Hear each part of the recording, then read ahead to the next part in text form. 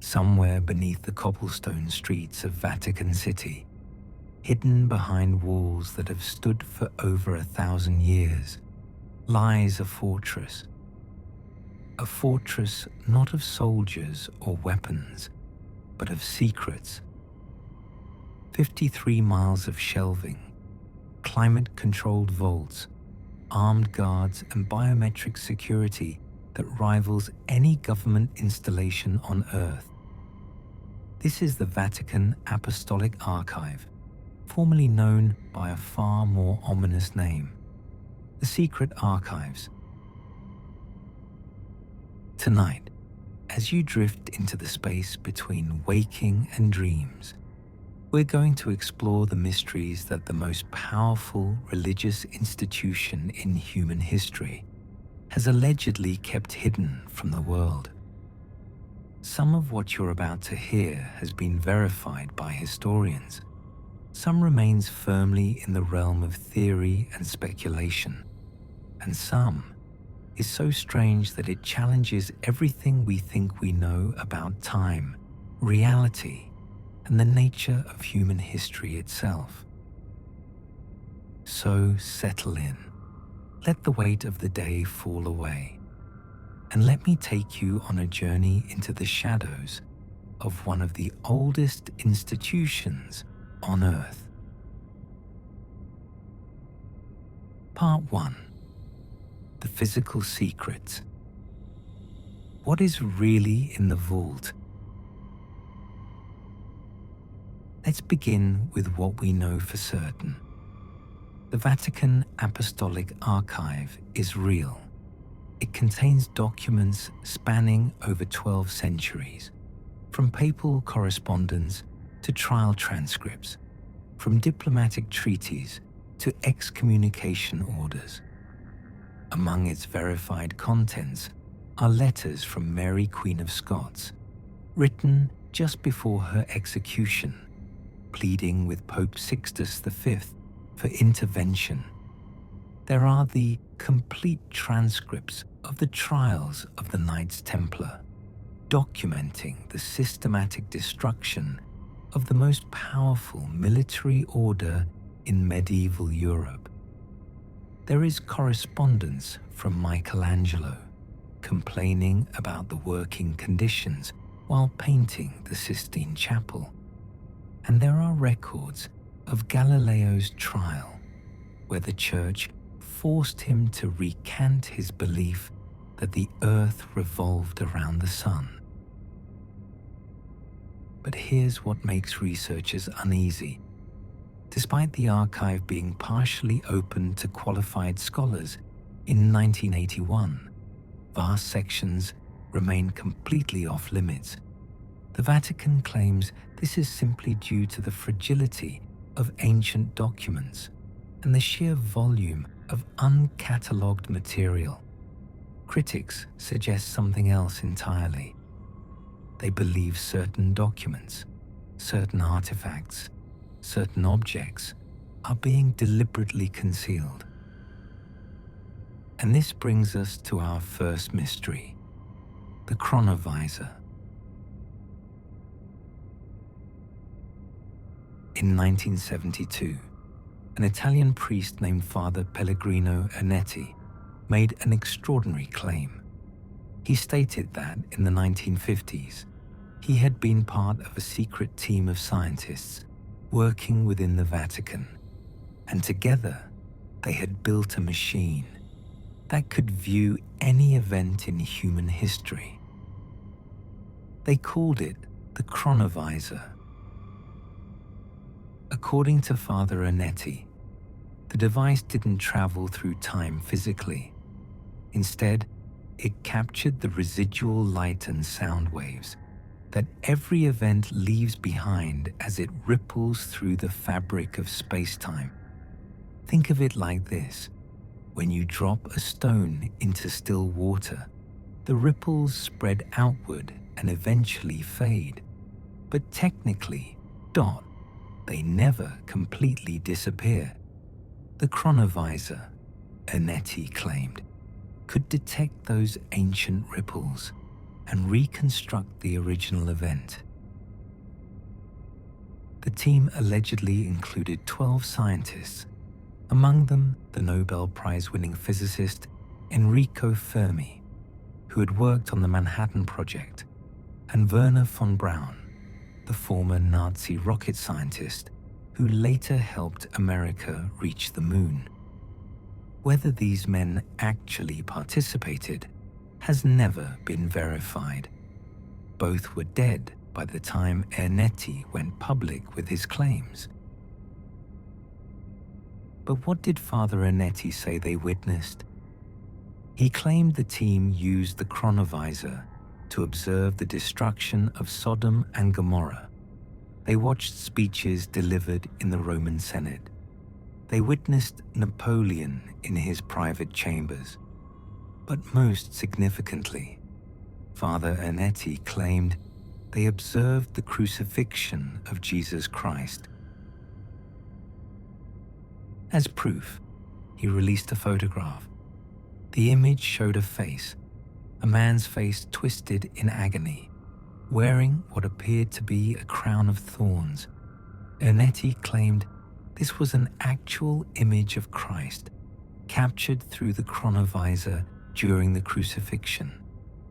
The photograph caused a sensation.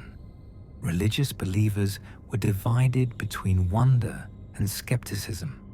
Scientists dismissed it entirely. Then came the controversy. Investigators discovered that the photograph bore a striking resemblance to a wooden crucifix sculpture located in the Sanctuary of Merciful Love in Collevalenza, Italy. The sculpture had been created by a Spanish artist named Lorenzo Cullot Valera. When confronted with this, Father Ernetti reportedly admitted the photograph was a fake. But here's where it gets strange. He maintained, until his death in 1994, that the Chronovisor itself was absolutely real.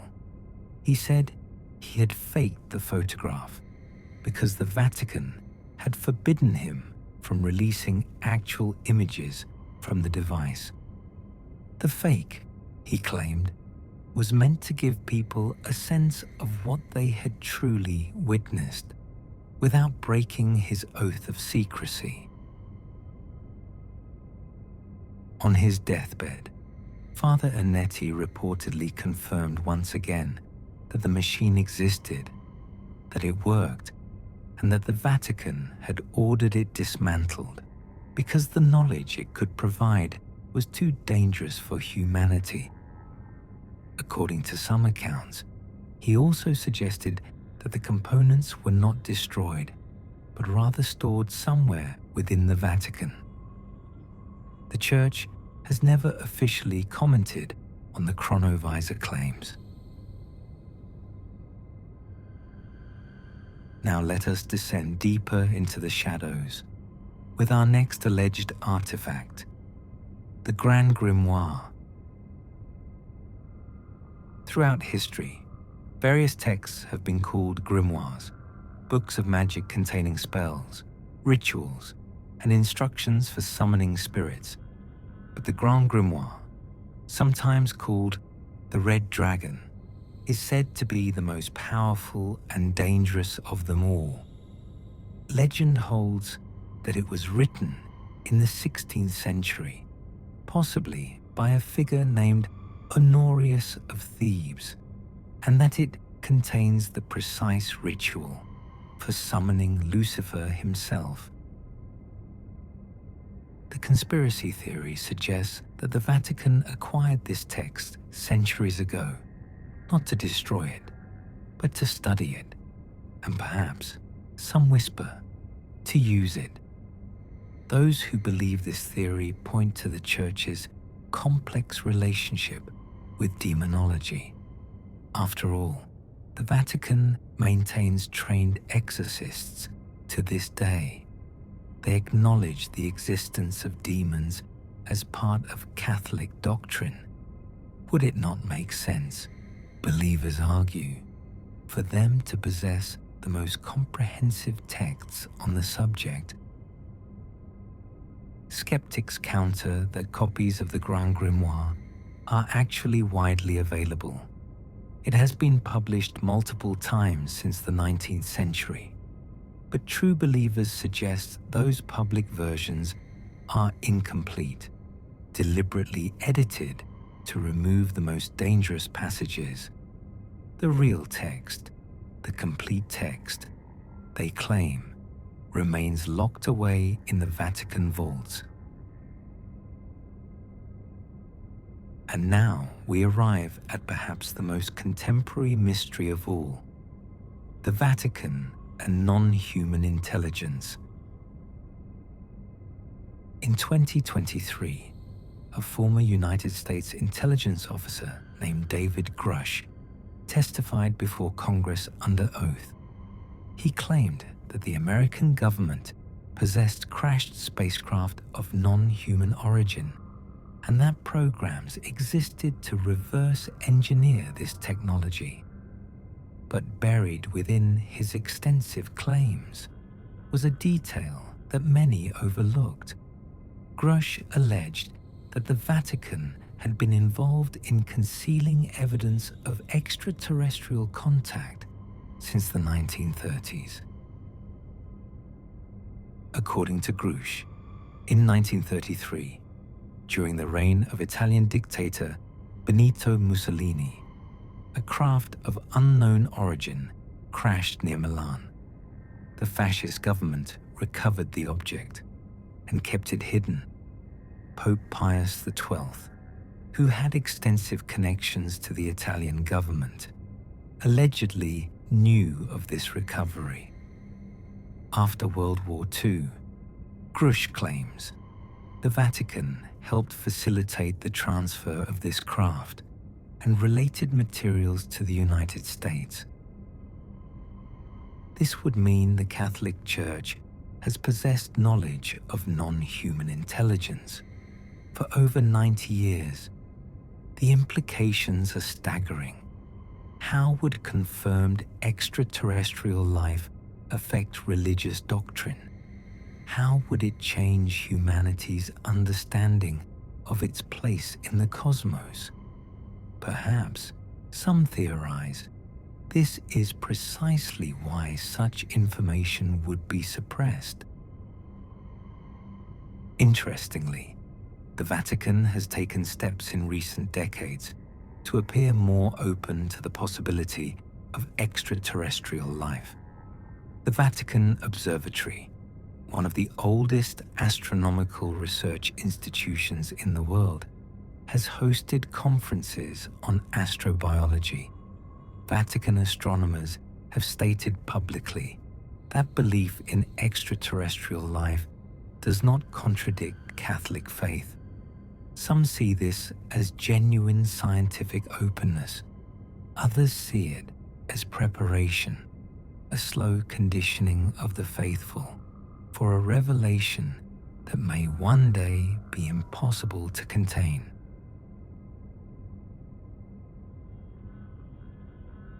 As we leave the physical vaults behind, let us turn our attention to an even deeper mystery, a mystery that suggests the Vatican's secrets extend not just into hidden rooms, but into the very origins of the faith itself. Part 2. The Egyptian Connection, the Stolen Magic. Stand in St. Peter's Square in Vatican City, and you will see something peculiar. Rising from the center of the plaza, surrounded by the curved colonnades designed by Bernini, stands an Egyptian obelisk.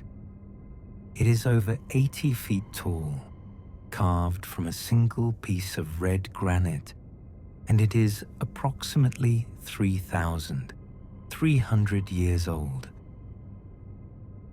This obelisk originally stood in Heliopolis, the ancient Egyptian city of the sun. It was brought to Rome by Emperor Caligula in 37 AD. to decorate the circus where countless Christians would later be martyred. In 1586, Pope Sixtus V ordered it moved to its current location, directly in front of St. Peter's Basilica. A cross was placed on top, and it was rededicated to the glory of God. The official explanation is that this was an act of triumph, Christianity claiming victory over paganism, redeeming a symbol of an old religion for the new. But some researchers see something very different.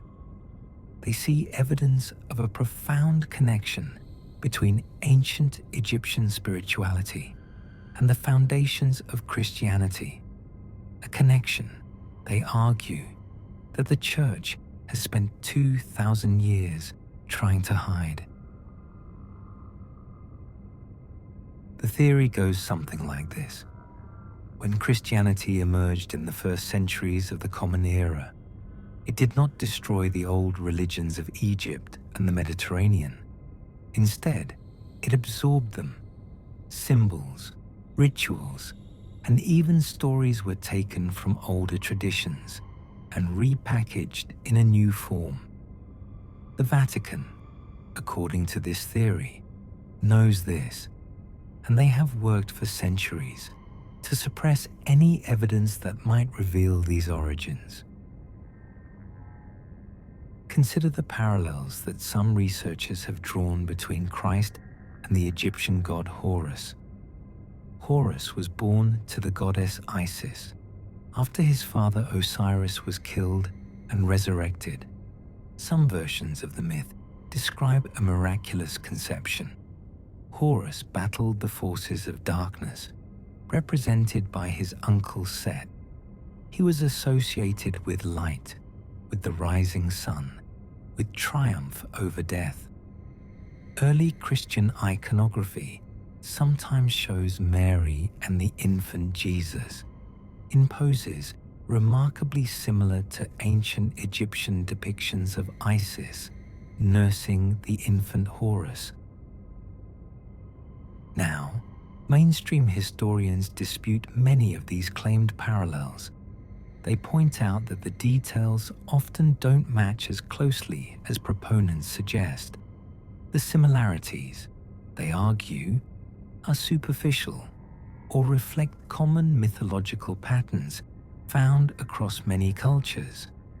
But those who believe in the Egyptian connection say this is exactly what you would expect if the Church has spent 2 millennia suppressing and destroying evidence. Of course, the remaining traces would be fragmentary and disputed. This brings us to the concept of Heka. In ancient Egypt, Heka was the fundamental force of magic that permeated the universe. The word itself is sometimes translated as magical speech or authoritative utterance. Egyptian priests believed that certain words, spoken in certain ways, at certain times, could literally reshape reality. This wasn't metaphor to them. It was physics, sound frequencies they believed could heal the sick, communicate with the dead, and even create life. Some theorists argue that early Christianity incorporated these beliefs. The Gospel of John opens with the famous words, "In the beginning was the Word, and the Word was with God, and the Word was God." Is this philosophy, or is it Heka? Is it a statement about the creative power of divine speech, inherited directly from Egyptian magical tradition? The conspiracy theory suggests that the Vatican possesses ancient texts explaining these connections, texts that would reveal the techniques of Egyptian priests, texts that would prove individuals could access divine power directly, without the need for priests or churches or institutional religion at all. If such texts exist, the theory goes, releasing them would undermine the very foundation of the Church's authority. People would realize they don't need an intermediary to connect with the divine. The power has been within them all along. And what of the obelisk in St. Peter's Square? Conspiracy theorists call it a pagan antenna. In ancient Egypt, obelisks were believed to be petrified rays of sunlight. They were conduits of spiritual energy, connecting earth to heaven. They were placed at temple entrances to channel and focus cosmic power. Why? Ask the theorists. Would the Catholic Church place such an object at the very heart of their holiest site, unless they understood exactly what it was and what it could do? The official answer, of course, is that it's simply a historical artifact, repurposed as a symbol of Christian triumph. But believers in this theory see the obelisk as evidence that the Church has always known the truth about its Egyptian roots and has been using that ancient knowledge in ways the public cannot imagine. Related to this is the figure of Thoth, the Egyptian god of wisdom, writing, magic, and the moon. The Greeks identified Thoth with their god Hermes, and from this fusion emerged the legendary figure of Hermes Trismegistus, meaning thrice great Hermes. Hermes Trismegistus was said to be the author of the Hermetic texts, a body of philosophical and mystical writings that profoundly influenced Western thought. The core teaching of Hermeticism can be summarized in one phrase: as above, so below. This suggests that the universe operates on a principle of correspondence. What happens in the heavens reflects what happens on Earth, and vice versa. Humans are microcosms of the divine macrocosm. We contain within ourselves the same creative power that shaped the universe. If this is true, every human being is essentially divine. You can see why this would be problematic for an institution that positions itself as the necessary intermediary between humanity and God. The Hermetic texts were widely studied during the Renaissance, when scholars believed they predated the Bible and represented an ancient, pristine wisdom tradition. Later, scholarship dated them to the early centuries AD, making them contemporary with early Christianity rather than a source for it. But some researchers suspect this redating was itself part of a deliberate effort to diminish the text's authority. The supposed Book of Thoth, a legendary text said to contain all the secrets of the universe, has never been found. Some believe it never existed as a single book, but was rather a collection of knowledge passed down through initiates. Others believe it did exist, and that it now rests somewhere in those 53 miles of Vatican shelving, kept forever hidden from a world that might be transformed by its contents.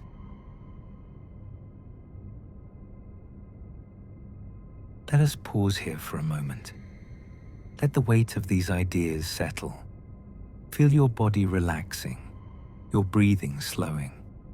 We're going deeper now, into territories where history itself becomes uncertain, where the very timeline of human civilization may not be what we've been taught. Part 3. The Fake Time Theory. the phantom time hypothesis. What if nearly 300 years of human history simply never happened? What if the medieval period we learned about in school, the dark ages of knights and castles and feudal lords, was largely invented? What if the year we call 2025 is actually something closer to 1728? This is the phantom time hypothesis, and while most historians dismiss it entirely, it has attracted a devoted following among those who question official narratives of the past. The theory was first proposed in 1991 by a German historian named Heribert Illig. He suggested that the years between 614 AD and 911 AD were fabricated through a conspiracy involving the Byzantine Emperor Constantine VII, Pope Sylvester II, and the Holy Roman Emperor Otto III. Their alleged motivation: they wanted to rule during the year 1000, a date of enormous symbolic significance in Christian eschatology. The year 1000 was expected by many to bring the return of Christ, the end of the world, or at least some momentous divine event. What better way to cement your place in history than to rule at the moment of maximum prophetic importance?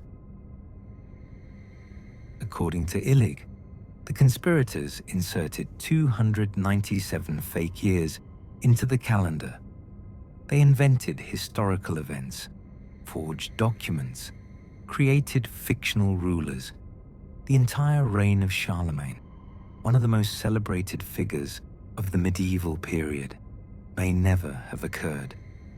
Charlemagne, the great unifier of Western Europe, might be nothing more than a myth invented to fill the gap in fabricated history. What evidence do proponents cite? First, there is the scarcity of archaeological remains from this period. The so-called Dark Ages produced remarkably few buildings, artifacts, or other physical evidence compared to the periods before and after. Mainstream historians attribute this to societal collapse following the fall of Rome. Phantom time theorists say the evidence is missing because those centuries simply didn't exist. Second, there are discrepancies between the Julian calendar and astronomical observations. When Pope Gregory XIII reformed the calendar in 1582, creating the Gregorian calendar we use today, 10 days were removed to correct accumulated error.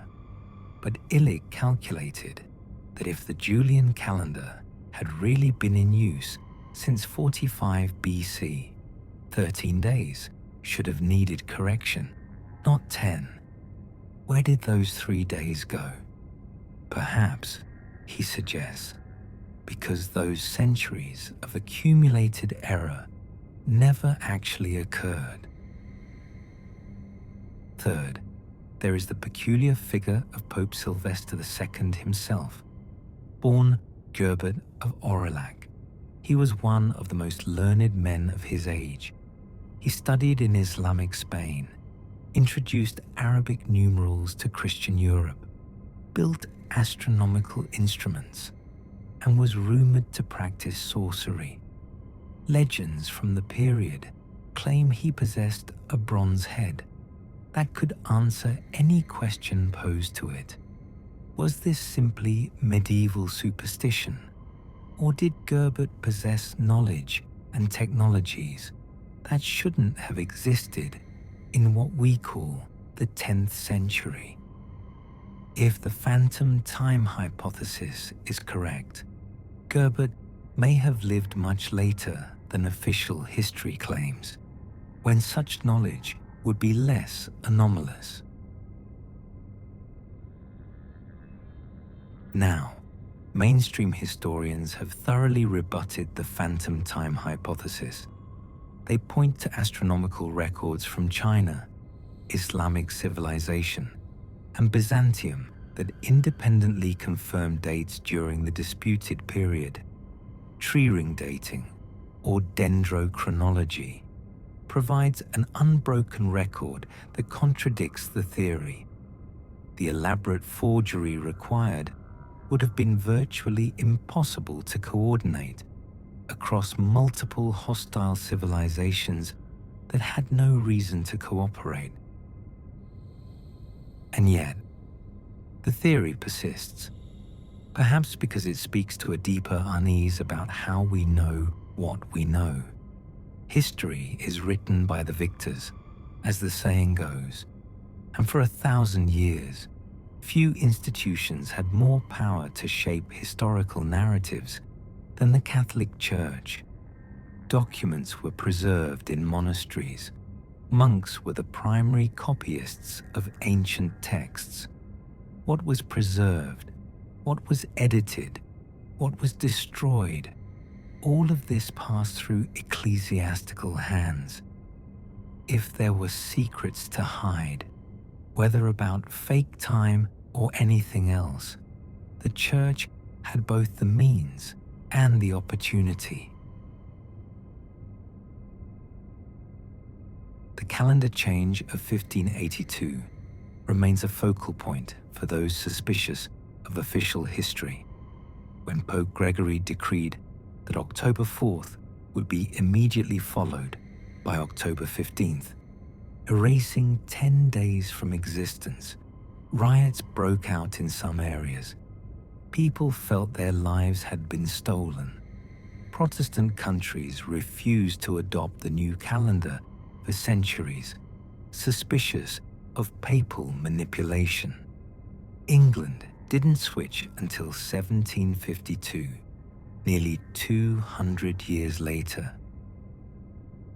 Was the Gregorian reform simply a technical correction, or was it a cover-up? Those who believe in phantom time see it as the latter. By adjusting the calendar, the Church could paper over inconsistencies, smooth out gaps, make fabricated history appear more coherent. The truth, they say, lies buried in those Vatican archives, documents that would reveal the real timeline of human civilization, documents that will never see the light of day.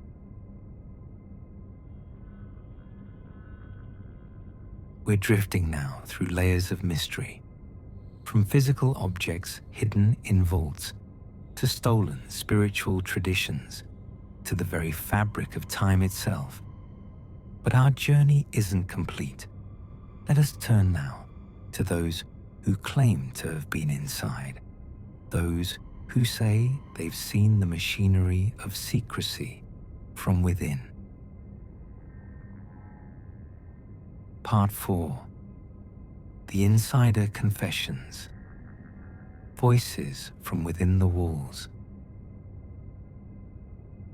Every institution has its defectors, people who, for reasons of conscience or disillusionment, decide to speak about what they witnessed behind closed doors. The Vatican is no exception. Over the years, various individuals claiming to be former priests, archivists, or Vatican insiders have shared accounts of what they allegedly experienced.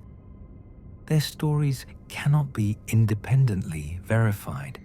Some may be fabrications, but together they paint a picture of an institution dedicated above all else to the preservation of its own power and the control of knowledge.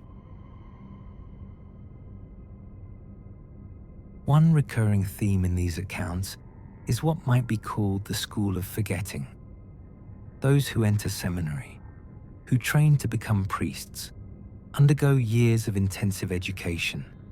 They study theology, philosophy, church history, and canon law. But according to some who left, there is a hidden curriculum as well. Not what to learn, but what not to question. One former priest, whose accounts circulated in alternative research communities, described how seminarians who asked too many questions, who probed too deeply into certain topics, were quietly redirected. They weren't expelled. That would be too obvious. Instead, they were assigned to parishes in remote locations, given responsibilities that kept them busy with administrative tasks, steered away from any position where their curiosity might prove dangerous. The truly persistent, he claimed, sometimes simply disappeared from the seminary, their records indicating they had left voluntarily, no further explanation given. Another account speaks of the fake saints. Throughout Catholic history, thousands of individuals have been canonized, declared saints by the Church. The process of canonization is elaborate, requiring documented miracles, investigations into the candidate's life, and final approval from the Pope. But some theorists claim that certain saints never actually existed as described. Instead, they were ancient scientists, inventors, or holders of forbidden knowledge, whose discoveries were rebranded as miracles to keep the Church in control. Consider Saint Isidore of Seville, a 7th century bishop who compiled an encyclopedia called the Etymologies. This work attempted to catalogue all human knowledge of the ancient world. He is the patron saint of the Internet, a designation given by Pope John Paul II in 1997. Mainstream history presents Isidore as a learned churchman preserving classical knowledge, but some theorists suggest figures like Isidore may have possessed far more advanced knowledge than is officially acknowledged, knowledge that was carefully controlled and attributed to divine inspiration rather than scientific discovery. And then there are the Jesuits. The Society of Jesus, founded by Ignatius of Loyola in 1540, is the largest male religious order in the Catholic Church. Jesuits are known for their educational institutions, their intellectual rigor, and their missionary work around the world. The current Pope, Francis, is the first Jesuit Pope in history. But conspiracy theorists have long viewed the Jesuits with suspicion. They point to the so-called fourth vow. While all Jesuits take vows of poverty, chastity, and obedience, a select group take an additional vow of special obedience to the Pope regarding missions. This means they can be sent anywhere in the world to do anything the Pope requires, without question. Historically, Jesuits have served as confessors to kings, advisors to emperors, and educators of the elite. They were expelled from multiple countries over the centuries, accused of political meddling and excessive influence. Portugal expelled them in 1759. France banned them in 1764. Spain followed in 1767. Pope Clement XIV suppressed the entire order in 1773, though it was later restored. Conspiracy theorists describe the Jesuits as the Pope's secret intelligence agency. They suggest that throughout history, Jesuits have infiltrated governments, suppressed scientific discoveries that threatened church authority, and orchestrated political events from behind the scenes. The Jesuits themselves would likely laugh at such accusations, or perhaps smile knowingly, depending on who you ask. The truth, as with so much involving the Vatican, remains hidden in shadow.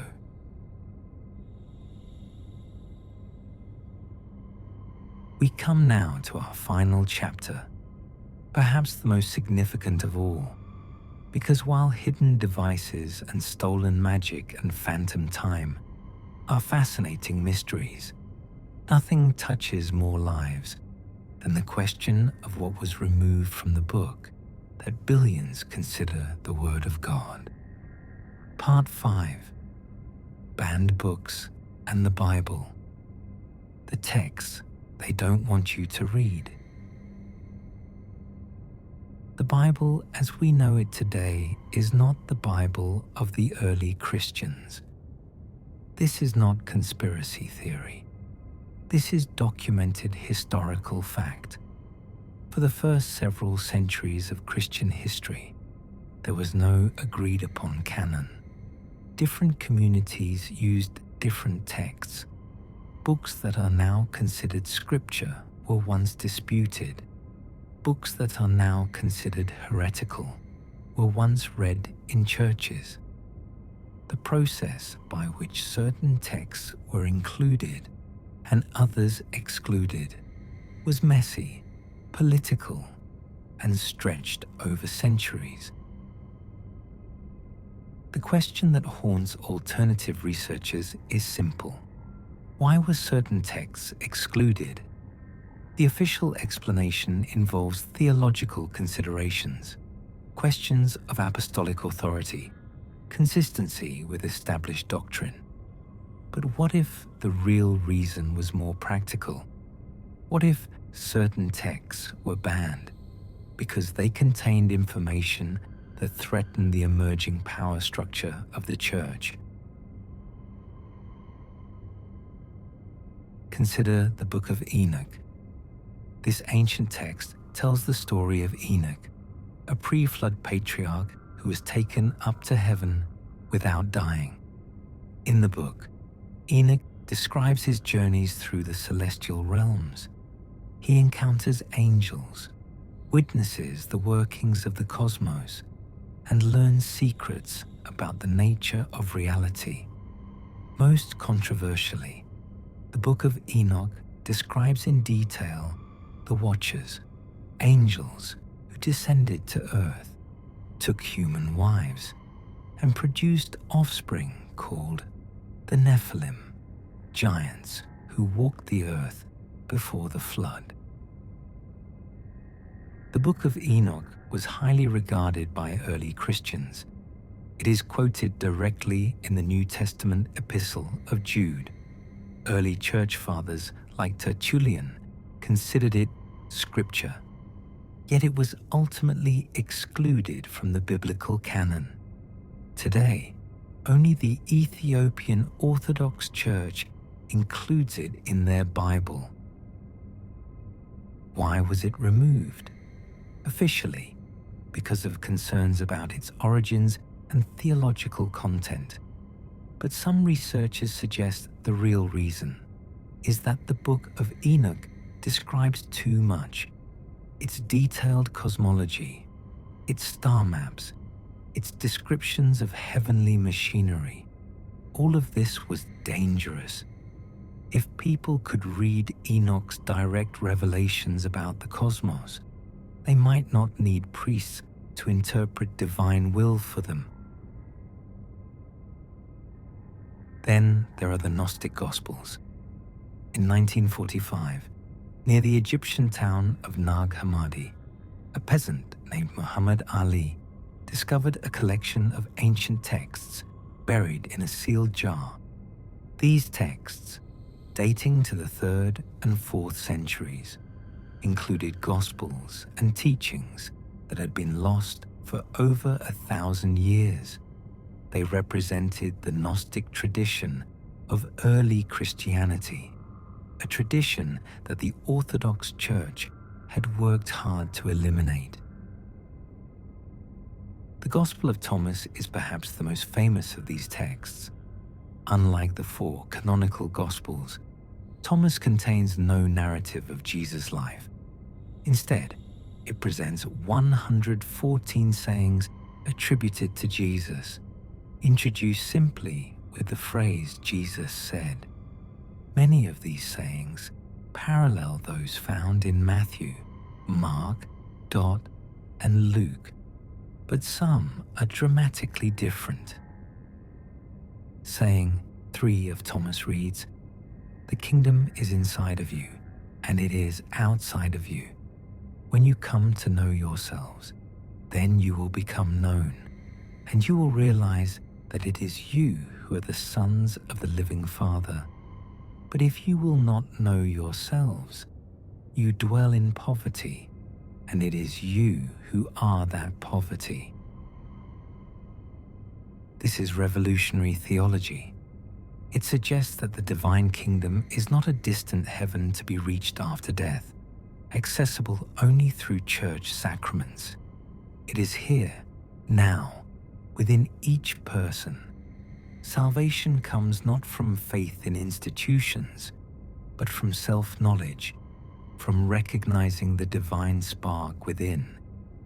If this teaching had prevailed, there might be no Catholic Church as we know it, no hierarchy of priests and bishops, no Vatican, no need for intermediaries between humanity and God. Similarly radical is the Gospel of Mary, believed to refer to Mary Magdalene. This text presents Mary as a leader among the disciples, someone who received special teachings from Jesus that the male disciples did not fully understand. It describes conflict between Mary and Peter, who questions why Jesus would share secrets with a woman. The Gospel validates Mary's authority and presents a vision of early Christianity in which women held significant spiritual roles. The church that emerged victorious from the theological battles of the early centuries was one that emphasized hierarchy, male authority, and institutional mediation of the divine. The Gnostic alternatives, with their emphasis on direct spiritual experience and the divinity within each person, were suppressed, their texts burned, their adherents persecuted. The Nag Hammadi discovery showed us what was lost, but those texts only survived by accident, hidden by someone who sensed the coming destruction. How many other texts were not so lucky? How many remain hidden, not in desert caves, but in those climate-controlled Vatican vaults? The Apocrypha, 14 books included in Catholic and Orthodox Bibles, but rejected by Protestant denominations, represent another layer of this mystery. These texts, which include books like Tobit, Judith, and the Wisdom of Solomon, were considered scripture by Christians for over 1,000 years before Protestant reformers removed them. The reformers argued these books were not part of the original Hebrew Bible and contained doctrines they considered unbiblical, like prayers for the dead. Catholics maintained their canonical status. The result is that different Christians today literally read different Bibles, a reminder of how contested the scriptural canon has always been. And what of texts we don't even know exist? The Vatican Library contains over 1.6 million printed books and 80,000 manuscripts. The Apostolic Archive adds millions more documents. Cataloging efforts have been ongoing for centuries and are nowhere near complete. In 2019, the Vatican announced it would begin digitizing some archive contents, but the project is estimated to take decades. What lurks in those uncatalogued depths? What gospels, what revelations, what secrets might be waiting to transform our understanding of history and faith?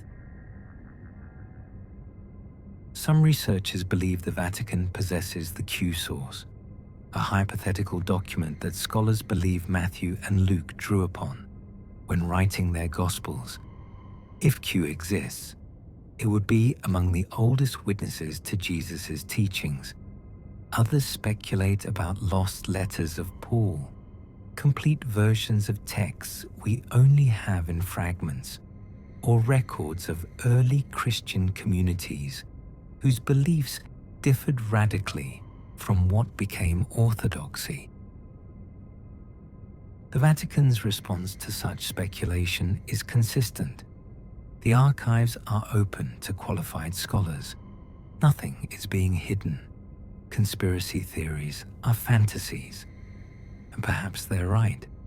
Perhaps 53 miles of shelving contain nothing more than administrative records, correspondence, and documents of merely historical interest. Perhaps every mystery we've discussed tonight has a mundane explanation, and the truth is far less dramatic than the theories suggest. But then again, perhaps not. As you drift into dreams, we've traveled far tonight, through hidden archives and stolen magic, through phantom time and banned scriptures. What is hidden from us? What do those in power know? The Vatican has existed for 2,000 years. It has outlasted empires and survived revolutions. If it possesses secrets, it has had centuries to hide them well. What we know is this: within those walls are rooms most humans will never enter, documents most eyes will never read, and perhaps truths that would change everything. As you drift towards sleep, let these mysteries become dreams.